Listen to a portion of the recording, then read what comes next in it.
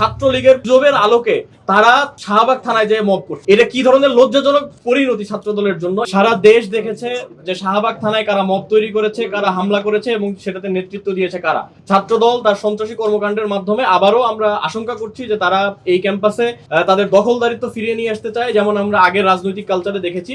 কিন্তু এই বিষয়টা কখনো এটা সম্ভব হবে না। আমাদের করুণা হয় ছাত্র দলের প্রতি যে তারা ছাত্রলীগের কোন একজন অ্যাক্টিভিস্ট যেই ফটোকার্ড ছড়াচ্ছেন, যে ফেক গুজবগুলো ছড়াচ্ছেন, সেই গুজবের আলোকে তারা শাহবাগ থানায় যেয়ে মব করছে। এটা কি ধরনের লজ্জাজনক পরিণতি ছাত্র দলের জন্য, এটা আমরা উপলব্ধি করি, তারা উপলব্ধি করেন কিনা আমরা জানি না। দুঃখজনক বিষয় আরেকটা, সেটা হচ্ছে যে বিশ্ববিদ্যালয় প্রশাসন কয়েকটা তদন্ত কমিটি গঠন করেছিল। তারা 24 ঘন্টা 48 ঘন্টা এই ধরনের সময় বেঁচে দিয়েছিল। আজকে প্রায় 96 ঘন্টা পার হয়ে যাচ্ছে। অধিকতর তদন্তের জন্য তারা সময় চেয়েছে বা সময় তারা মনে করছে যে সময় দরকার, কিন্তু এই বিষয়টা ভিকটিম বা যেই দল ভিকটিম হয়েছে তাদের কাউকে স্পষ্ট করার জন্য প্রয়োজন মনে করেনি। কিন্তু আমরা দেখতে পাচ্ছি যখন তাদের কাছে যে আমরা জবাব চাচ্ছি তখন তাদের জবাব হচ্ছে যে তারা অধিকতর তদন্তের জন্য সময় চায়।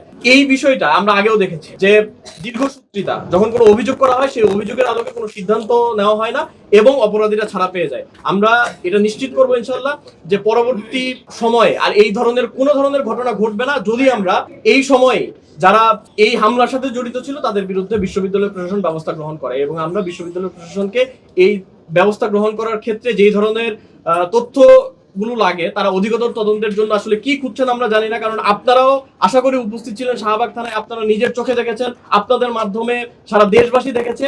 আমরা আজকে এখানে আপনারা দেখবেন যে আমরা প্রত্যেকটি ভিডিও ফুটেজ সহ এবং তাদের পরিচয় সহ আমরা বিশ্ববিদ্যালয় প্রশাসনের কাছে জমা দিয়ে এসেছি। এরপরও তাদের অধিকতর তদন্তের প্রয়োজন হয় এবং তাদের আরো সময়ের প্রয়োজন হয়, তাহলে আমাদের ধরে নিতে হবে যে তারা এটার আসলেই তদন্ত চায় না এবং তারা এটার প্রতিকার বা এটার যে বিচার, সেই বিচারের ক্ষেত্রে তারা আসলে তাদের যে উদ্দেশ্য সেই উদ্দেশ্য সৎ নয়। আমরা আশা করব যে বিশ্ববিদ্যালয় প্রশাসন এখানে তার যে সদিচ্ছা সেটার পরিচয় দিবে এবং সেটার মধ্য দিয়ে যারা এই ধরনের ন্যাক্কারজনক ঘটনার সাথে জড়িত ছিল, এই ধরনের হামলার সাথে জড়িত ছিল, তাদের বিচারের আওতায় নিয়ে আসবে। আমরা আশা করছি যে আমরা সেটা বাস্তবায়ন করতে পারবো এবং জাতির দর্পণ হিসেবে আপনারা যারা রয়েছেন, আপনারাও আপনাদের জায়গা থেকে, যেহেতু সাংবাদিক যে ভাইয়েরা রয়েছিলেন তাদের উপরে হামলা করা হয়েছে, আমরা আপনাদের কাছেও প্রত্যাশা করব যে আপনারাও এক্ষেত্রে যেই ভূমিকা পালন করা দরকার সেই ভূমিকা পালন করবেন।